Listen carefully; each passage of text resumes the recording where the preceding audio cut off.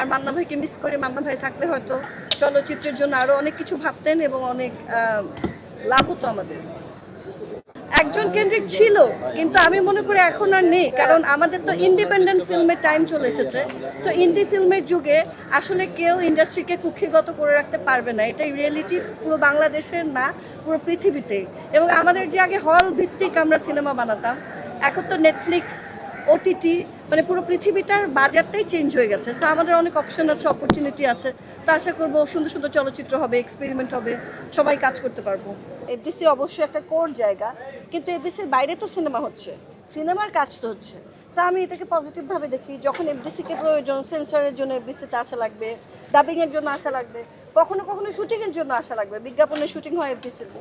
So FDC কিন্তু কখনো বন্ধ হয়নি বা হওয়া সম্ভবও না, তো হবে আর কি। এফডিসি ভালো, আমি পজিটিভলি দেখি। সেটা তো আমাদের অনেক দুর্ভাগ্য যে গত 2-3 বছরে আমরা অনেক সিনিয়র শিল্পীদেরকে আমাদের জীবন থেকে হারিয়েছি।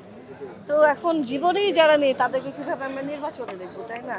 তো নতুনরা আসছে, নতুনরাই তো দেশকে এগিয়ে নিয়ে যাবে, তো এটা ভালো। হ্যাঁ, আমি এখন অনেক কম কাজ করছি, কারণ আমার মেয়ে হয়েছে, মেয়ের বয়স 1 বছর। তো আগামী বছর ওর 2 বছর হবে। তারপরে আমি ভাবছি যে আমি অ্যাক্টিং করব, কারণ অ্যাক্টিং করতে হলে অনেক সময় দিতে হয়। তো ওই সময়টা আমি আমার মেয়ের জীবন থেকে নিতে চাচ্ছি না, তার তো আমাকে প্রয়োজন। তাই আমি আরও 1 বছর মনোযোগ দিয়ে তাকে সময় দিতে চাই। তারপরে হয়তো তাকে সময় দিয়ে তার পাশাপাশি অভিনয় করতে চাই। মানে অবশ্যই পাবেন, আমার তো এটাই কাজ, কেন পাবেন না? কিন্তু আপাতত আমি খুঁজছিও না, কাউকে বলছিও না, বা আমার কাছে আসলেও আমি ডিনাই করছি। তবে আমি একটা মঞ্চ নাটক করি, মঞ্চ নাটকটার নাম বনের মেয়ে পাখি। সামনের মাসের 26 তারিখে বা 24 তারিখে শিল্পকলা একটা শো হবে, দেখতে এসে দেখলে ভালো লাগবে। পুরোটাই গানের, 2.5 ঘন্টা একটা গানের নাটক। আমি একটা অর্গানিক রেস্টুরেন্ট আছে আমার, অর্গানিক ফুডের আর অর্গানিক প্রোডাক্ট সেল করে, এরকম একটা পেজ আছে। তাই সেটার নাম হচ্ছে ট্রুগ্যানিক বাই স্বাগতা। 16 কামাল আতাতুর্ক অ্যাভিনিউতে আমাদের রেস্টুরেন্ট আছে, অনেক বড়, এবং ওখানে আমাদের প্রোডাক্টও পাওয়া যায়। পেজও হচ্ছে, অর্ডার করলে নিতে পারবেন।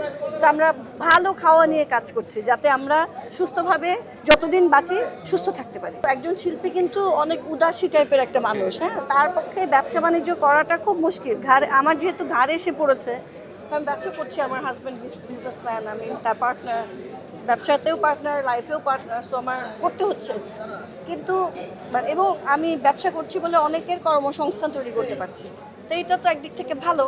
আর হচ্ছে মানে আমি পজিটিভলি দেখি, কিন্তু যে শিল্পী করতে চায় না বা পারে না, তাকেও আমি নেগেটিভভাবে দেখি না, কারণ সে তো তার শিল্পটাকে ঠিক মতো করছে। হ্যাঁ, কিছু এনজয় না করলে তো করা যায় না। ব্যবসা তো ভালো জিনিস, সবাই এসে বলবে আপনার প্রোডাক্ট ভালো, ভালো খেয়েছে। আমার যেমন রেস্টুরেন্ট, খেয়ে আপনি যদি ফোন করে বলেন আপা মিষ্টিগুলো যে কি ভালো ছিল, ভালো লাগবে তো। তো এটাই, খেয়ে যাবেন, দেখে যাবেন কেমন মিষ্টি, তারপর ফোন দিবেন আমাকে।